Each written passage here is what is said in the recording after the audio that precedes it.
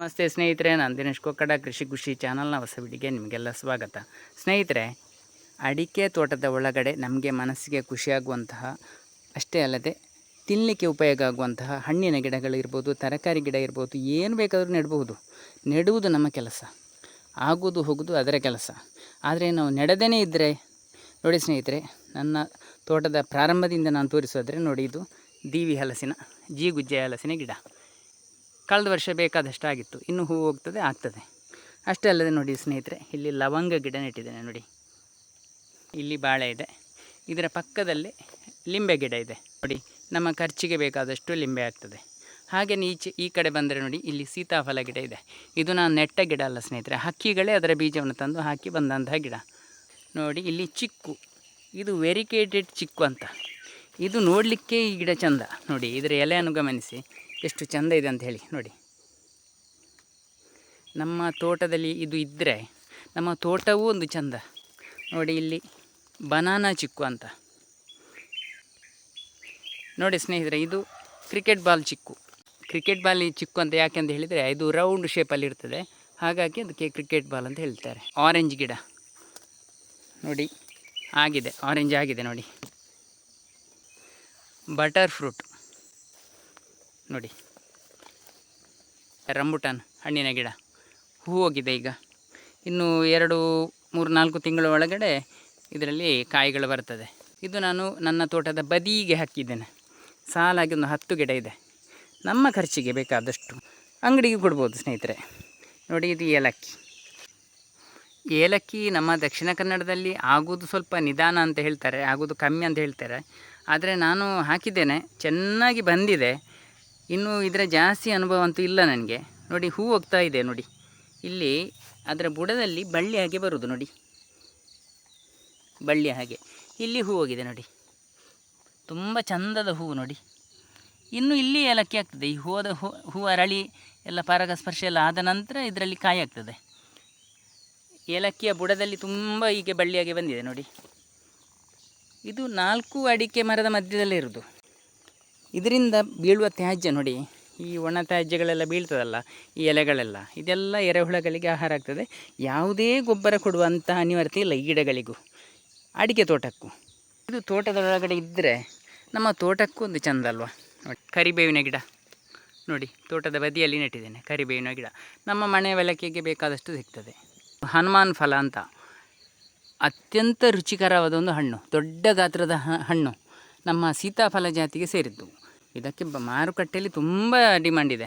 ಯಾಕಂತ ಹೇಳಿದರೆ ಇದರ ಹಣ್ಣಿನಲ್ಲಿ ಕ್ಯಾನ್ಸರ್ ನಿರೋಧಕ ಗುಣ ಇದೆ ಅಂತೆ. ಇದು ನೋಡಿ, ಮರದ ಕಾಂಡದಲ್ಲಿ ಹೂ ಹೋಗ್ತದೆ. ಇದು ಹೂವು ನೋಡಿ ಸ್ನೇಹಿತರೆ. ತೋಟದ ತುಂಬೆಲ್ಲ ಹೀಗೆ ಗಿಡಗಳನ್ನು ನೆಟ್ಟರೆ, ನಾವು ತೋಟದ ಒಳಗಡೆ ಬಂದಾಗ ಎಲ್ಲ ಗಿಡಗಳನ್ನು ನೋಡುವುದೇ ಒಂದು ಖುಷಿ ನೋಡಿ. ಇಲ್ಲಿ ಕೊಕ್ಕೋ ಗಿಡ ನೋಡಿ, ಎಷ್ಟು ಚೆನ್ನಾಗಿ ಬಂದಿದೆ.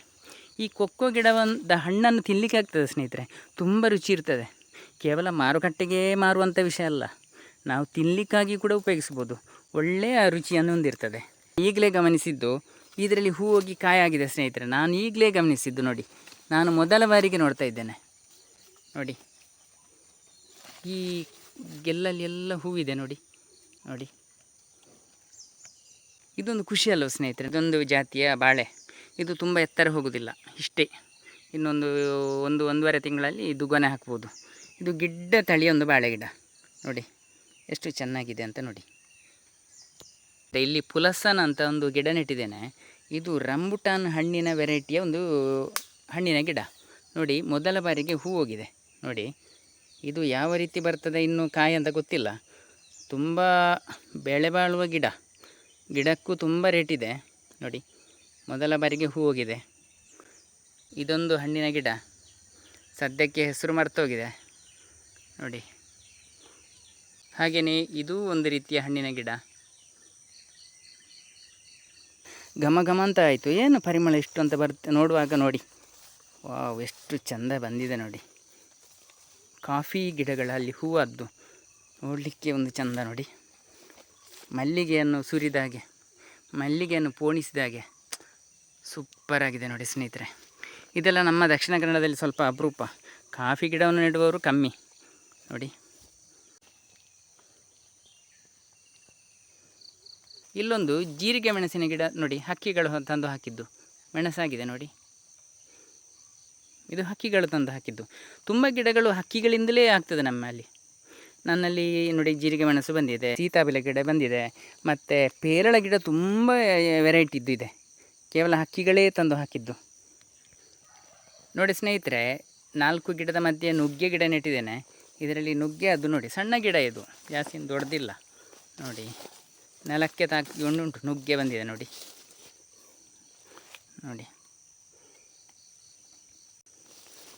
ಒಳ್ಳೆಯ ವೆರೈಟಿ ನುಗ್ಗೆ ಇದು ನೋಡಿ. ಬಾಳೆಹಣ್ಣು ವಿಷಯನೇ ಹೇಳಲಿಕ್ಕಿಲ್ಲ, ಅದೇನು ವಿಶೇಷತೆ ಇಲ್ಲ. ತೋಟದಲ್ಲಿ ಬಾಳೆ ಇರಲೇಬೇಕು. ಹಾಗೆಯೇ ಅಡಿಕೆನೂ ಇರ್ತದೆ ನೋಡಿ. ಹಾಗೆಯೇ ಸ್ನೇಹಿತರೆ ನೋಡಿ, ಹೂವು ಅರಳಿಲ್ಲ, ಇನ್ನು ಅರಳಬೇಕಷ್ಟೆ. ಯಾವುದಿರ್ಬೋದು ಇದು? ಅಂಬಟೆಕಾಯಿ. ಅಂಬಟೆಕಾಯಿ ಗಿಡದ ಹೂವಿದು ನೋಡಿ. ಎಷ್ಟು ಸಣ್ಣ ಗಿಡ ಅಂತ ಹೇಳಿದರೆ, ತುಂಬ ಚಿಕ್ಕ ಗಿಡದಲ್ಲಿ ಬೇಕಾದಷ್ಟು ಅಂಬಟೆಕಾಯಿ ಆಗಿದೆ. ಒಟ್ಟಾರೆಯಾಗಿ ಹೇಳುವುದಾದರೆ, ನಾವು ತೋಟಕ್ಕೆ ಗೊಬ್ಬರ ಹಾಕೋ ಬದಲು ಇಂತಹ ಗಿಡಗಳನ್ನು ತಂದರೆ ಮಣ್ಣಿನಲ್ಲಿ ಅದರ ಎಲೆಗಳೆಲ್ಲ ಬಿದ್ದು ಗೊಬ್ಬರದ ಅಂಶ ಹೆಚ್ಚಾಗ್ತದೆ. ನಮಗೆ ನೋಡಲಿಕ್ಕೂ ಖುಷಿ, ತಿನ್ನಲಿಕ್ಕೂ ರುಚಿ. ನೋಡಿ ಸ್ನೇಹಿತರೆ, ಬಿಳಿ ನೇರಳೆ ಹೂ ಹೋಗಿದೆ. ಇದು ಸಣ್ಣ ಗಿಡ ನೋಡಿ, ಇಲ್ಲಿ ಹೂ ಹೋಗಿದೆ, ಮೊದಲನೇ ಬಾರಿಗೆ ಹೂ ಹೋಗಿದೆ ನೋಡಿ. ನೇರಳೆ ಹಣ್ಣಿನ ಒಂದು ವೆರೈಟಿ ಇದೆ, ಮರ ಹೂ ಹೋಗಿದೆ ಇದರಲ್ಲೂ ಕೂಡ ನೋಡಿ. ಇದು ಜಂಬೂ ನೇರಳೆ ಹಣ್ಣು, ತುಂಬ ರುಚಿಯಾಗಿರುವಂಥ ಜಂಬೂ ನೇರಳೆ ಎಲ್ಲರಿಗೂ ಗೊತ್ತಿದೆ. ಒಂದು ಪಪ್ಪಾಯ ಗಿಡ, ಇದರಲ್ಲಿ ಪಪ್ಪಾಯಿ ಕಾಯಿ ಆಗೋದಿಲ್ಲ, ಅಂದರೆ ಇದು ಗಂಡು ಗಿಡ ಅಂತ ಹೇಳ್ತಾರೆ. ಆದರೆ ಯಥೇಚ್ಛವಾಗಿ ಹೂ ಬರ್ತದೆ ಇದರಲ್ಲಿ. ನಮ್ಮ ಜೇನು ಹುಳಕ್ಕೆ ಬೇಕಾದಂತಹ ಪರಾಗ ಮಕರಂದ ಎಲ್ಲ ಇದರಲ್ಲಿಂದ ಸಿಗ್ತದೆ. ಅಷ್ಟೇ ಅಲ್ಲದೆ ಈ ಎಲೆಗಳು ಬಿದ್ದರೆ ಜೀವಿಗಳಿಗೆ ಆಹಾರ ಆಗಿ ಆಗ್ತದಲ್ಲ. ಈ ತ್ಯಾಜ್ಯಗಳೆಲ್ಲ ನೋಡಿ ಬಿದ್ದದ್ದು, ಭೂಮಿಯಲ್ಲಿರುವಂತಹ ಜೀವಿಗಳಿಗೆ ಇದರ ಹೂವು ನೋಡಿ ಬಿದ್ದದ್ದು ಇಲ್ಲಿ. ಇದೆಲ್ಲ ಇನ್ನು ಜೀವಿಗಳಿಗೆ, ಎರೆಹುಳಗಳಿಗೆಲ್ಲ ಯಥೇಚ್ಛವಾಗಿ ಆಹಾರ. ನೋಡಿ ಇದರ ಬುಡದಲ್ಲಿ ಎಷ್ಟು ಇರುವೆ ಇದೆ ಅಂತ ಹೇಳಿದರೆ ನೋಡಿ, ಇರುವೆ ಬೇಕಾದಷ್ಟು ಜೀವಿಗಳಿದೆ ನೋಡಿ. ಇದರ ಹಿಕ್ಕಿಗಳೇ ನಮ್ಮ ತೋಟಕ್ಕೆ ಗೊಬ್ಬರ ಆಗಿ ಸಿಗುವುದು. ನಿಮಗೆ ಆಶ್ಚರ್ಯ ಆಗ್ಬೋದು, ನೀವು ಹಾಕುವ ಕೋಳಿ ಗೊಬ್ಬರ ಇರ್ಬೋದು, ಆಡಿನ ಹಿಕ್ಕೆ ಇರ್ಬೋದು, ಏನೂ ಇಲ್ಲ ಅದರಲ್ಲಿ. ಕಳಪೆ ಗೊಬ್ಬರಗಳೆಲ್ಲ. ನಮ್ಮ ಇರುವೆ ಹಾಕಿದ ಹಿಕ್ಕೆ ಅಷ್ಟು ಉತ್ಕೃಷ್ಟ ಗೊಬ್ಬರ ಇದೆಯಾ? ಎರೆಹುಳ ಹಾಕುವಷ್ಟು ಉತ್ಕೃಷ್ಟ ಗೊಬ್ಬರ ಇದೆಯಾ? ಅದನ್ನು ನಾವು ನಮ್ಮ ಭೂಮಿಗೆ ಮಾಡಿಕೊಟ್ರೆ ಯಾವುದೇ ಸಮಸ್ಯೆ ಇಲ್ಲ ಸ್ನೇಹಿತರೆ.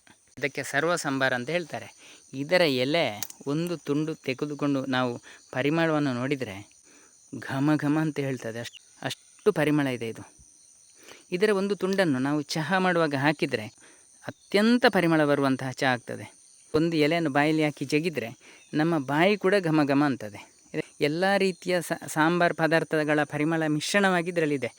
ಏಲಕ್ಕಿ, ಜಾಯಿಕಾಯಿ, ಲವಂಗ, ಹೀಗೆಲ್ಲ ಎಲ್ಲವೂ ಸೇರಿಕೊಂಡು ಒಂದೇ ರೀತಿಯ ಪರಿಮಳ ಬಂದರೆ ಹೇಗೆ, ಅಷ್ಟು ಪರಿಮಳ ಈ ಎಲೆಗಿದೆ ಸ್ನೇಹಿತರೆ. ಈಗ ನಿಮಗೆ ಒಂದು ವಿಶೇಷ ರೀತಿಯ ಅನಾನಸಿನ ಗಿಡ ತೋರಿಸ್ತೇನೆ. ನೀವು ಮಾಮೂಲು ಅನಾನಸನ್ನು ಎಲ್ಲರೂ ನೋಡಿದ್ದೀರಿ, ಆದರೆ ಇಲ್ಲಿ ಒಂದು ವಿಶೇಷ ರೀತಿದ್ದು, ನೀವು ಇಂಥದ್ದನ್ನು ನೋಡಲಿಕ್ಕೆ ಸಾಧ್ಯನೇ ಇಲ್ಲ. ಬಹಳ ಅಪರೂಪದ ಗಿಡ ಇದು ನೋಡಿ ಹೇಗೆ ಬಂದಿದೆ ಅಂತ. ತುಂಬ ಅಪರೂಪದ ಗಿಡ, ಕೆಲವರು ನೋಡಿರ್ಬೋದು ಅಷ್ಟೇ. ಎಷ್ಟು ಚೆಂದ ಇದೆ ಅಂತ ನೋಡಿದರೆ. ಇದು ಇನ್ನೂ ಸರಿಯಾಗಿ ನನಗೂ ಮಾಹಿತಿ ಇಲ್ಲ, ಇನ್ನೂ ದೊಡ್ಡದಾಗಿ ಇದರ ಅನುಭವ ಬರಬೇಕಷ್ಟೇ.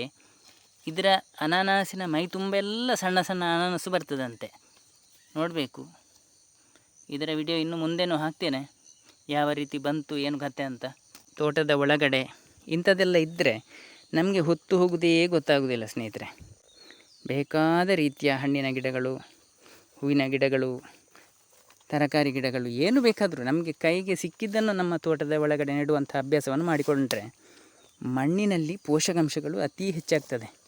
ನಮ್ಮ ಅಡಿಕೆಗೆ ತುಂಬ ಇದರಿಂದ ಲಾಭ ಇದೆ ಸ್ನೇಹಿತರೆ. ಈ ಕೃಷಿ ಮಾಹಿತಿ ನಿಮಗೆಲ್ಲ ಇಷ್ಟವಾಗಿದ್ದರೆ, ಸಬ್ಸ್ಕ್ರೈಬ್ ಮಾಡದೆ ನೋಡ್ತಿದ್ರೆ ದಯವಿಟ್ಟು ಸಬ್ಸ್ಕ್ರೈಬ್ ಮಾಡಿ, ಹಾಗೆಯೇ ಬೇರೆಯವರಿಗೆ ಶೇರ್ ಮಾಡಿ.